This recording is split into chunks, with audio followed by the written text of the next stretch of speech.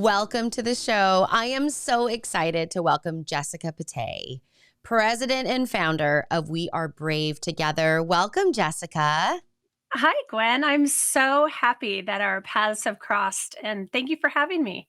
Yes, I mean, as what happens, I think, in our community, you know people who know people, and then those people connect you to other good people. So true. So true. And I love to meet other movers and shakers in the world of special needs, trying to make a difference. Yeah. Yeah, absolutely. So maybe actually, if you wouldn't mind introducing yourself and telling the audience about who you are. Sure. Hi, everyone. Thanks for having me. And I have been married to my husband, Chris, for over 24 years, and we have 3 kids. Luke, who is almost 21, Ryan, who is 18, and he is my son with special needs. I'll circle back to him. And then I have Kate, who is 16. So that's the season of life that I am in. And you would think that even with older kids, they might have escaped the hardship of COVID, but no. I mean, I can't imagine having small children, but it was still definitely a hard season for them. I do love teenagers. I do love this phase. So don't be afraid. It's a good stage. It really is. And I have always been a girlfriend's girlfriend. I love my girlfriends. They are like family to me since I was little. And I've always made time for friendship and connection. Even when I got married, even after having kids, even after, having a special needs child, I always made time for girls' trips and for friendship. And and then we entered the world of special needs when Ryan was born in 2003, and he was diagnosed with something called Prader-Willi syndrome, which is a rare genetic disorder. No one had heard of it. No one has heard of it. And when he was diagnosed, we felt like we were thrust into foreign territory, which we were. And we immediately got plugged in with the Prader-Willi California Foundation and then the national organization based in Florida because, like every parent that's just been delivered a new diagnosis, where do we go? Who are our people? Where are the resources? And so we got plugged into our very first support group when Ryan was 2 months old, and we found our people. We found these lovely families and couples in Southern California that we bonded with.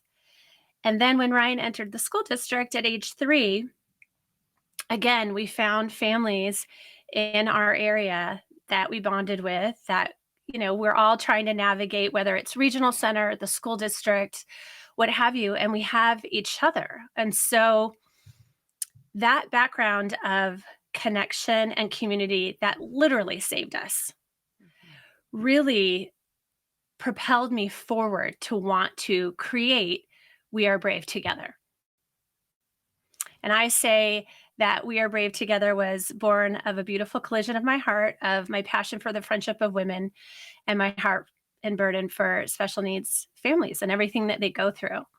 And so we launched in 2017 with the intent to combat the burnout or the compassion fatigue that moms face and the isolation by providing different types of gatherings because we believe in the power of gathering. That's one of our phrases. And we believe that when women come together and leave behind the cattiness or the competition or comparison, that we have so much to offer each other, so much strength, so much wisdom, so much love and validation. Mm-hmm. And so our organization, we're a 501c3, and we offer support groups, educational workshops, and low-cost retreats and scholarships for those retreats, and a podcast called Brave Together. Yeah, it's fantastic. You have a wonderful community and a wonderful podcast. Jessica, I love this idea of bonding over some vulnerability that is hard to, I think, sometimes for an outsider to understand, and to be in a place where you feel immediately seen, heard, understood. Really is so, it's a very healing and, connecting, grounding place. So, Yay. I'm so glad that you exist. I'm so glad that you guys exist. Thank Can you. can we circle maybe back around? I'm curious about the type of burnout or compassion fatigue that you've seen, especially during the pandemic. Oh, Um, goodness. yeah, I wonder if you can maybe speak to this, because I know in my experience in supporting parents that this past year and a half, almost 2 years, has been incredibly tough Yes. for lots of different reasons. But I wonder, maybe Yes. from your perspective, what you're seeing and how your group has supported each other. Well, I would say for an already isolated group, then we became more isolated. For some, their isolation extreme isolation was already in existence prior to the pandemic. And so when the pandemic and the quarantine and lockdowns hit, some moms' responses were, well, welcome to my world.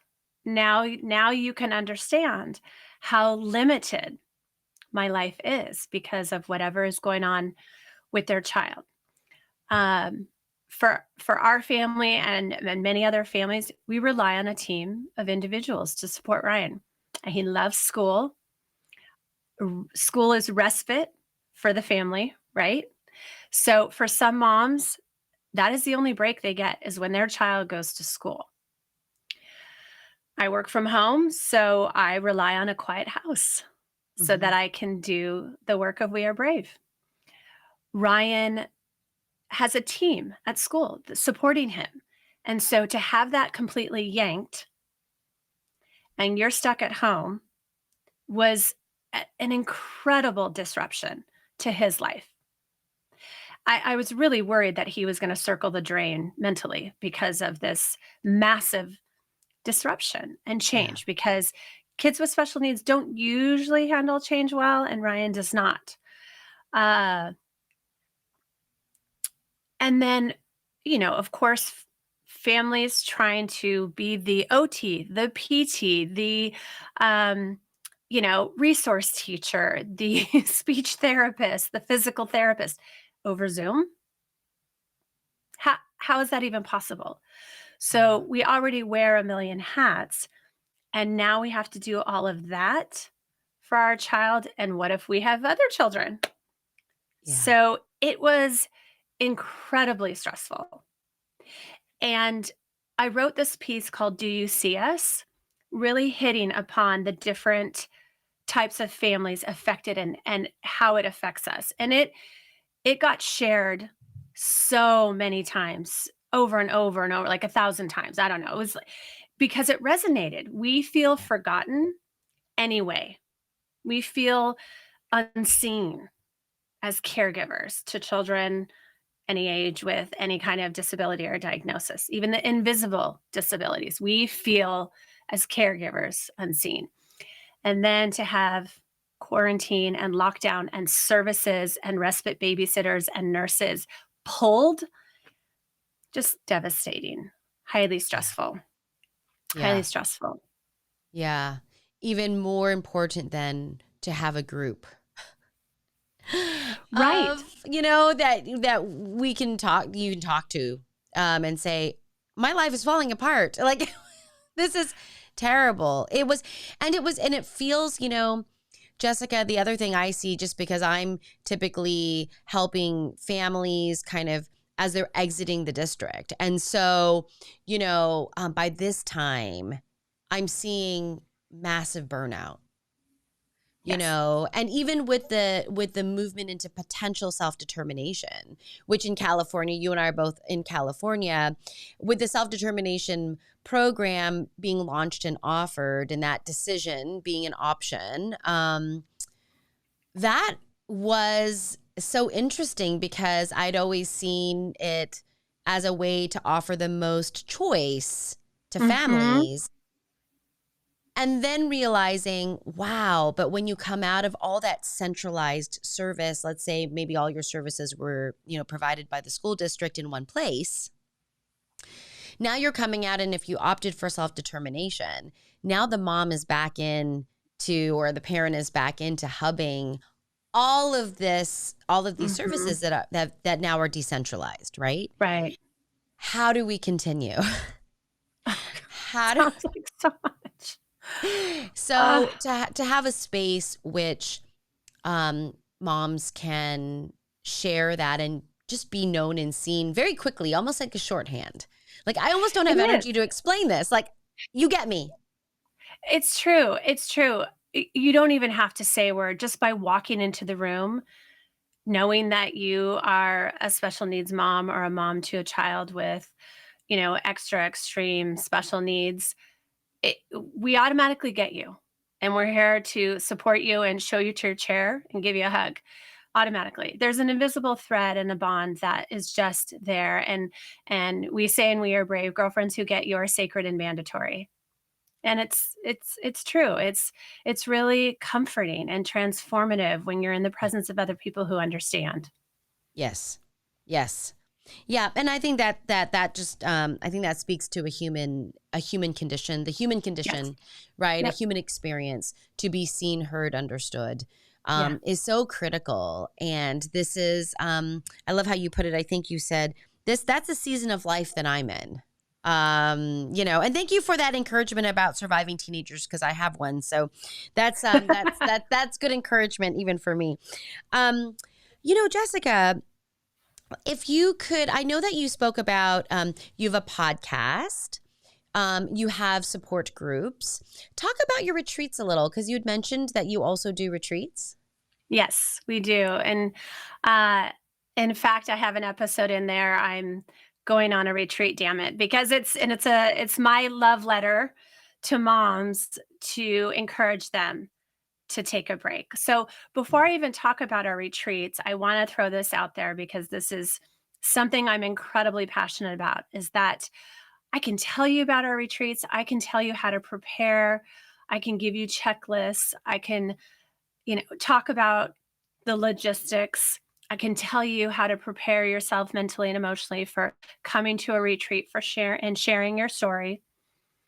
But if you don't believe that you deserve that break, then you'll never overcome the obstacles to get to a retreat and to take a mommy break. Mm, Whether it's a retreat with us or you go spend a night solo in a hotel or with your best friend or with your partner, if you don't believe that you are worthy of a break as the primary caregiver in the family, then nothing I can say matters, right?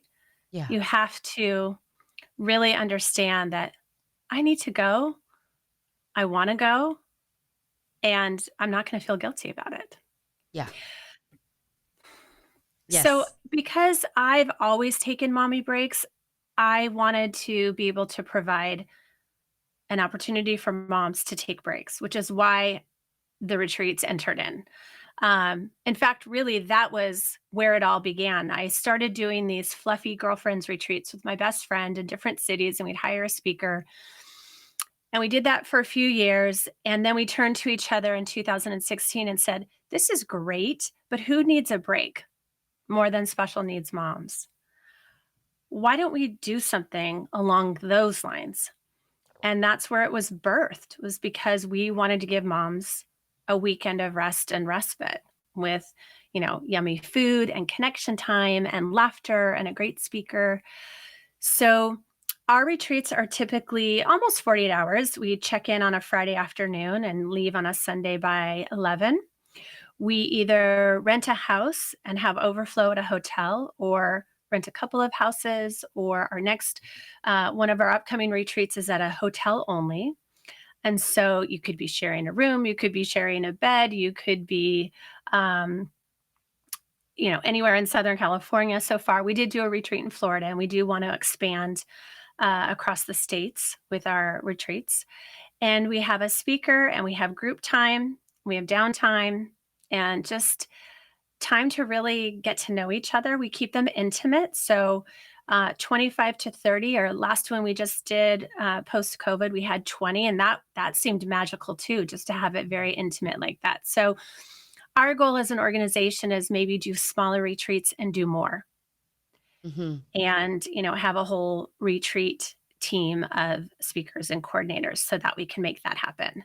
So, what we hear from our moms when they leave a retreat and how they are feeling, as they have said every single time, that they feel seen, heard, and understood, that they feel recharged and rejuvenated to go back into their lives, that they feel like they have 10 or 15 or 20 new best friends, that they would highly recommend it to a friend, that they are ready to go to the next one, and they feel rested. They feel uh, that they connected, that they felt part of a tribe and felt the sisterhood that we talk about, but they felt it, they witnessed it. And there's so much joy in the response. There's so much excitement in the response. We'll do a text thread after each retreat for whoever wants to stay connected. It's amazing, the love and support and humor and the memes and the inspirational quotes and all of it that gets shared to keep the magic going. It's really rich. It's really rich. And it is such a joy for me to witness. Yeah. To create space for that level of connection. And, I always feel like it's all the little things. It's all the little things that make life really rich, And so I Mhm. love what you're talking about. Like, oh yeah, it's the funny things, it's the memes, it's the encouragement, it's the crying, it's all of it. To be completely in that space is great. Something that I know I speak to parents a lot about is a difference between self-care and selfishness. And that those two things are so different. Yeah. And so it just really, really, it's just really cool that you're providing a space for self-care to happen. Mhm. Because ultimately, if we don't recharge, we're not our best. We're We're not. not. Yeah. We're not. And I audaciously say that if you're the primary caregiver, you're the most important person, because if you go down, the ship goes down. It Yeah. really does. And so we get caught up in the word self-care. We need to come up with something new, because Yeah. when people hear self-care, they think because self is in it, that it's selfish. Yeah. We're not saying go to the gym 3 hours a day and leave your kids in danger. Yeah. It's engaging in the activities that will sustain you for the long haul. I don't Yeah. mean a glass of wine or Netflix. That's great. Dark chocolate, great. But those are self comfort practices. That's not going to sustain you for the Yeah. long haul. And so we're trying to encourage moms to take little breaks. And if it's just 5 minutes of deep breaths twice a day, because that's all you can do with your kids and your job and your household responsibilities, there's still science behind it that it makes a difference. You can do that. You can do that. It is not selfish. Yeah. Yeah. That's awesome. That is awesome. Thank you so much, Jessica, for creating the space and um, really providing a community that wraps their arms around others. It's Thank so you. fantastic. If anyone's hearing about We Are Brave Together and they want to know more about it, what's like the best way for them to find you? The best way would be just to go to our website directly, wearebravetogether.com. If you are a mom that wants to be a part of the community, there's a little pop up and you just fill out the information. We're also on Instagram at We Are Brave Together. And we have a Facebook page. We also have an Instagram and Facebook page for the podcast. It's Brave Together with Jessica Patay. And we're on Amazon and Spotify and Stitcher and Apple. So you can find us easily there as well. And certainly if anyone wants to reach out to me directly, you can send a direct message through Instagram or email me at wearebravetogether@gmail.com. And I'm happy to reach out back. That's awesome. And for those, I mean, we've been talking a lot about moms because this is a mom centric focused group. Yes. Um, I know that before we had come on though, and you had also said that there are some opportunities so for dads to be Mhm. involved in your organization. Do you want to say something about that really quickly? Sure. We've had a virtual every other month support group led by a great guy, a life coach. And so they can look for that on the website under support groups as well if any dads are interested. Awesome. Thank you so much, Jessica. I really appreciate your time and your energy and all your love and compassion that you're sending out there in the world. Thank you so much for having me. I appreciate it, Gwen. And thank you for all the work that you're doing.